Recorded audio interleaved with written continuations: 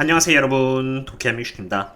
어제 S&P 500은 이렇게 0.4% 정도 상승하면서 딱 3,999를 찍었고 4,000에 임박하는 흐름을 보여주었습니다.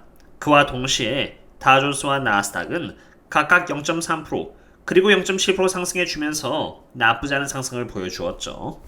지금 Fear and Greed 인덱스는 63을 보여주고 있고 그만큼 S&P 500은 이렇게 상승하면서 아래로 향한 이 bear market 트렌드를 벗어나고자 이렇게 또 한 번 더 시도를 하고 있는 상태입니다. 제 채널에 달리는 코멘트를 보니 이제 바닥이 왔는데 왜 그러냐라는 글부터 해서 자꾸 불안감을 조성한다는 이야기를 종종 듣는데 제가 보기에는 바닥이라기보다는 bear market 트렌드를 그리는 채널에 부딪혔고 이걸 뚫지 못한다면 다시 하락할 수 있다는 가능성이 더 크게 보입니다. 꿈과 희망이 가득한 긍정적인 뷰만 전달하는 유튜브 채널에서는 객관적으로 분석하라는 비판의 글들이 많은 반면 오히려 위험하다, 조심해라라는 영상을 제가 찍으면은 자꾸 어그로를 끈다라는 비판글이 많으시는데 다시 말씀드리자면은 어그로가 아니라 내용 또한 썸네일과 일치하며 다들 이렇게 상승에 환호하고 있을 때 오히려 더 조심하고 보수적으로 투자한다는 것이 제 기본적인 자세입니다. 사실 제가 조심해야 한다고 했던 것은 오늘이 아니라 우선 12월달만 해도 사실 더 많습니다만 대표적으로 총 6번의 영상을 통해서 S&P 500이 얼마나 위험한지를 분석을 드렸고요. 11월 달에는 연준은 피봇 할까? FOMC 전에 꼭 보세요라던가 Don't Fight the Fed의 영상 등 마찬가지로 S&P 500이 얼마나 고평가인지 6번 이상의 영상을 통해서 분석을 드렸고 10월도 그랬으며 9월도 그랬고 8월, 7월, 6월, 5월도 꾸준히 얼마나 S&P 500과 나스닥이 고평가가 되어 있으며 조심을 기해야 한다는 영상을 어그로가 아니라 정말 내부의 데이터를 바탕으로 해서 분석을 하였습니다. 만약 제가 분석하는 영상이 제 뇌피셜 또는 지레짐작 또는 그럴 수도 있지 않을까요 등의 뉘앙스로 분석을 했다면 제 영상은 정보 전달이 아니라 개인적인 사익을 위한 것이 될 수도 있겠지만 제가 받는 데이터는 공짜도 아니라 제가 사비를 들여서 받는 로우 데이터이고 그 데이터를 기반으로 이야기 쉽게끔 분석을 다시 하여서 몇 시간을 들여서 만든 영상입니다. 그리고 실제로 주가는 계속 상승과 하락을 반복하면서 계속 하락을 해왔습니다.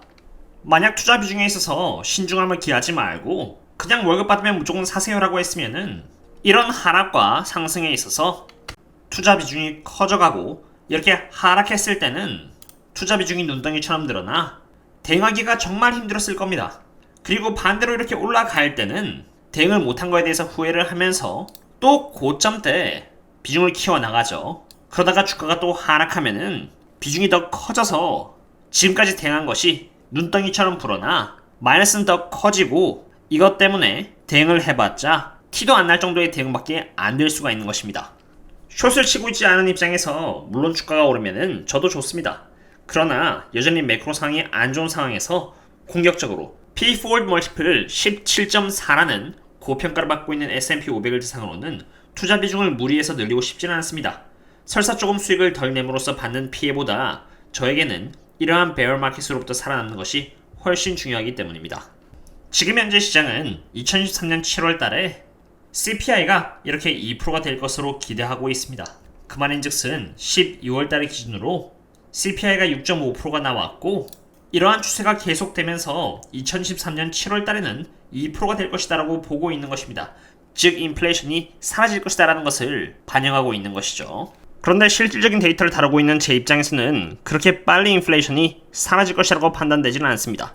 최근 중국에서 리오프닝을 하면서 이렇게 달러 대비 위안화가 강세를 보여주고 있고 위안화 강세와 함께 높은 수요를 바탕으로 구리 가격은 이렇게 오르고 있으며 강철 가격도 이렇게 오르고 있고 원유는 다시 80달러로 회복해 주었습니다. 다음 달에 1월달 기준으로 CPI를 발표를 할 때 어떤 결과가 나올지 저도 모릅니다만 이러한 양상이 계속되면은 아틀란타 페드 스티키 CPI에서 예측된 대로 끈질기게 CPI는 6%대의 자리를 잡을 수밖에 없지 않나라고 판단이 됩니다. 참고로 저는 멤버십 분들 대상으로 텔레그램을 운영하고 있습니다. 저는 10여 개 이상의 곳에서 유료로 데이터를 받아서 분석을 드리고 있는 만큼 일반적으로 볼 수 없는 데이터들을 분석하여 멤버십 분들께 공유를 드리고 있습니다. 그리고 그 데이터에 대한 제 의견과 앞으로의 전략 또한 자유롭게 전달드리고 있는데요. 보시다시피 10월 26일 날 시작으로 해서 그 누구도 관심을 갖고 있지 않았던 보잉을 대상으로 분석을 드렸고 10월 26일 날 기준으로 해서 지금까지 S&P 500이 단 1.59% 증가하는 동안에 보잉은 60%의 수익률을 갱신하는 등 엄청난 상승률을 보여주었습니다. 이때까지만 해도 다들 엔비디아라던가 빅테크, 테슬라 등에 대해서 집중을 하고 있었을 때였죠.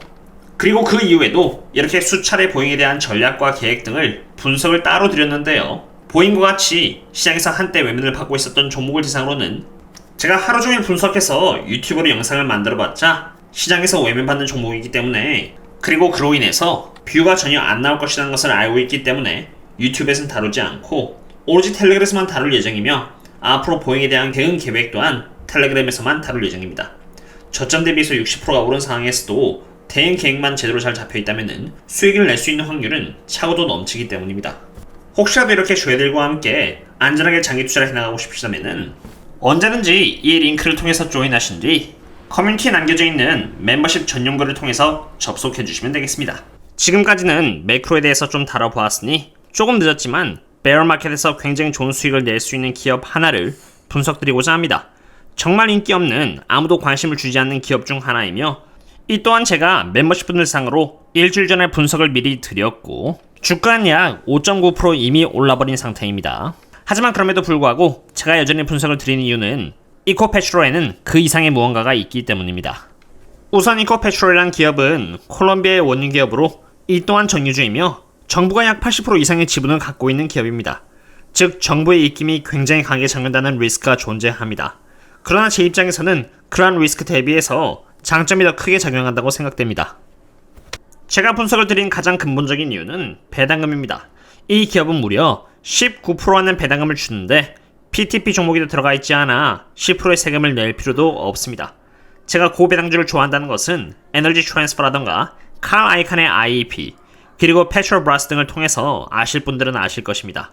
그런데 유독히 제가 이 기업에 대해서 좋게 보는 이유는 이 기업이 연 1회 배당을 준다는 것입니다.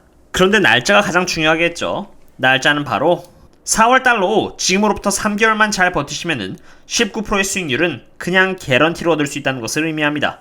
$10,000를 투자하면은 약 $2,000 정도가 들어오겠죠. 그럼 여기서 들어온 질문은 주가가 떨어지면 어떡하냐라는 부분입니다. 이코페트롤은 벌써 고점 대비해서 33% 정도가 하락한 종목으로 PE 멀티플 기준 2.45배밖에 받지 못하고 있는 종목입니다. 그 말인즉슨 이미 주가도 많이 떨어진 데다가 밸류에이션 관점에서 정말 싸다는 것을 의미합니다. 즉 여러분들께서 손해를 볼 수 있는 시나리오는 나중에 4월달이 됐을 때 그때쯤에 지금으로부터 주가가 15% 이상 떨어져 있어야만 손해를 본다는 것입니다. 5% 정도를 배당락으로 잡았을 때를 기준으로 말이죠. 이미 PE 멀티플이 2.45배이고 프라이스 투 프리 캐시 플로우 기준으로 2.34배를 받고 있는 종목이, 다시 말씀드리지만 오늘날의 기준으로입니다. 그리고 설사 오늘날 기준으로 나중에 15%가 떨어진다고 하더라도 분할 매수를 해서 평단가를 줄이고 배당률을 더 높이면 그만입니다. 주가가 낮을 때 사면은 배당률은 상대적으로 증가하기 때문입니다. 그리고 반대 경우도 당연히 존재합니다. 주가가 떨어지지 않고 아까 말씀드렸듯이 중국 리오프닝과 함께 WTI가 오르면서 주가가 계속 올라갈 수도 있습니다. 그렇게 되면은 시세 차익도 얻고 배당금도 얻으니 일석이조인 셈이죠. 최소 20% 이상은 먹을 수 있다는 것을 의미합니다. 그리고 배당을 확정 지은 뒤에 배당락과 함께 주가가 종종 하락하는데, 그럴 땐 이미 주가가 올랐기 때문에 방어막 역할도 해줄 것입니다. 텔레그램에 있으신 저희 멤버십 분들께서 이미 6%에 달하는 방어막을 확보한 것처럼 말이죠. 게다가 이 기업의 펀더멘털은 강력합니다. 거의 테슬라와 같은 성장률을 보여주고 있는 건데요. 매출액과 매출 총이익, 영업이익, 그리고 순이익은 엄청나게 빨리 성장하고 있고, 여기 영업현금 흐름과 프리 캐시 플로우는 굉장히 빠르게 성장하고 있습니다. 게다가 current ratio와 debt to EBITDA ratio 또한 그렇게 나쁜 편도 아니기 때문에 부채를 걱정할 필요도 없다고 생각이 됩니다. 이처럼 이 세상에는 정말 많은 매력적이면서도 저평가 기업들이 존재합니다. 저 또한 벌써 200여 개 이상의 종목들을 분석했고 반복적으로는 600개 이상의 종목을 분석해왔습니다. 테슬라나 애플, 그리고 마이크로소프트만 있는 것도 아니고 S&P 500을 대상으로 집중 투자할 필요도 전혀 없다고 생각합니다. 잘만 찾아보면은 정말 안전하게 좋은 수익을 이뤄나갈 수 있다는 말과 함께 오늘의 분석을 마치도록 하겠습니다. 다들 수고 많으셨고요. 그럼 다음에 또 다른 분석과 함께 찾아뵙도록 하겠습니다. 그럼 다음에 또 만나요. See you later.